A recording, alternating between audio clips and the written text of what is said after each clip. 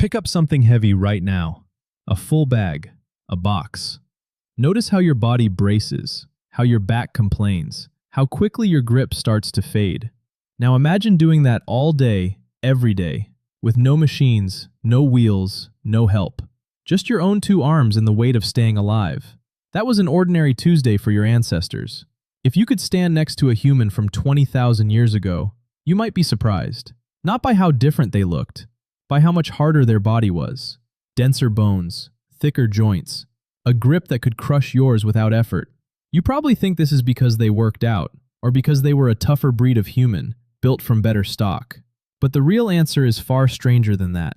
Because their body was not actually different from yours. It was the same machine. It was simply being used. Let us start with the bones, because bones do not lie.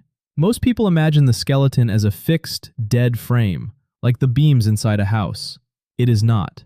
Your bones are living tissue, constantly being torn down and rebuilt, and they respond directly to how hard you use them. Load them, stress them, pound them with movement, and they grow thicker and denser to cope. Leave them idle, and they quietly melt away. This is where the archaeologist Colin Shaw made a remarkable discovery. At Cambridge, he and his team scanned the leg bones of ancient foragers, people who lived by hunting and gathering thousands of years ago. Then they compared them to the bones of modern people, and the difference was staggering. The leg bones of those ancient humans were not just a little stronger. Their strength was on par with today's elite cross-country runners. Ordinary prehistoric people, walking around with the legs of professional athletes.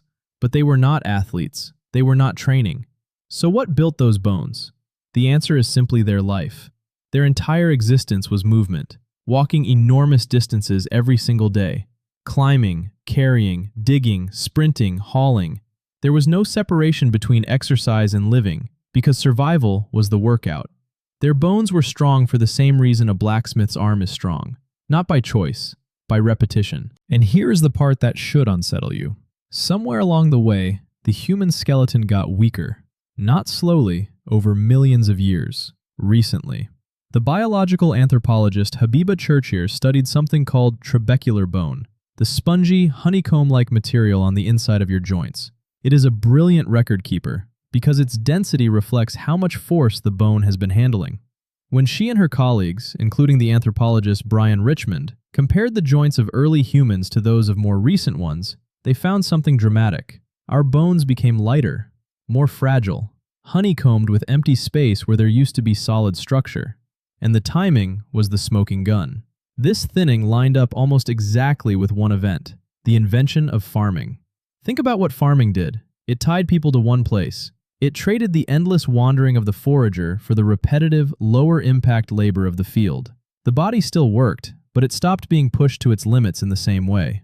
And the skeleton, ever obedient, responded by building less. We did not lose our strength because our genes changed.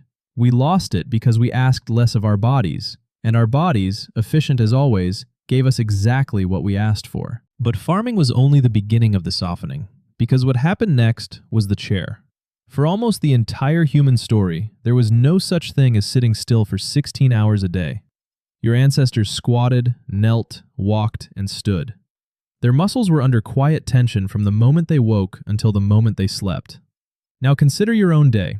The bed, the car seat, the office chair, the couch. We have engineered movement out of survival so completely that you can now go an entire day having barely loaded your body at all. The anthropologist Christopher Ruff, who spent his career measuring the robustness of human bones across time, has shown just how dramatically that robustness has fallen as our lives became more sedentary. You are not living in a body that was built to rest. You are living in a body that was built to be relentless, and then handing it a life of stillness. So when you struggle to open a jar, that is not your true strength. That is your unused strength. Now there is one more layer to this, and it reaches back even further than farming. Because even at our ancient peak, even as forager athletes, humans were never the strongest primates, not even close. Watch a chimpanzee. They are smaller than you, often lighter, and yet pound for pound, they are extraordinarily powerful. For a long time, people told wild stories, claiming chimps were 5 or 10 times stronger than a man. The truth, uncovered by the researcher Matthew O'Neill and his colleagues, is more precise and more interesting. A chimpanzee is roughly 1.5 times stronger than a human of the same size, muscle for muscle. Not a myth, a real, measurable gap. And the reason lies deep inside the muscle itself. Muscle is made of different kinds of fibers. Fast fibers, built for explosive, powerful bursts.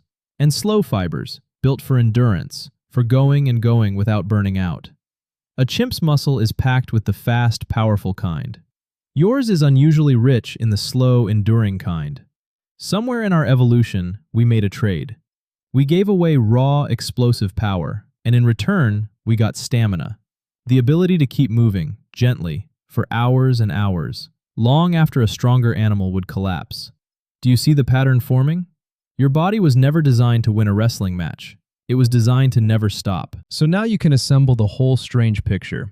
Compared to a chimp, you traded brute power for endurance, deep in your evolutionary past. Then, as a forager, you built that enduring body into something hard and dense, not through training, but through a life of constant motion. And then, in the blink of an evolutionary eye, you invented farming and chairs and cars, and asked that relentless machine to sit perfectly still. 3 different forces across 3 different timescales, all shaping the body you are sitting in right now. The ancient human was not stronger because they were a different kind of human. They were stronger because they lived the only life a human body was ever tuned for. A life of load. A life of movement. A life that never let the bones forget what they were for. And this is the part that should change how you think about your own body. Because that ancient strength is not lost. It is not gone from your bloodline. It is dormant. The same instructions that built those athletes' legs and dense, heavy bones are still written inside you, waiting. Your skeleton is still listening, every single day, to how you use it. Lift something heavy, again and again, and it begins to rebuild. Walk far, carry weight, move with intention, and slowly, quietly, the old programming wakes back up. Your bones thicken, your grip returns, the forager stirs.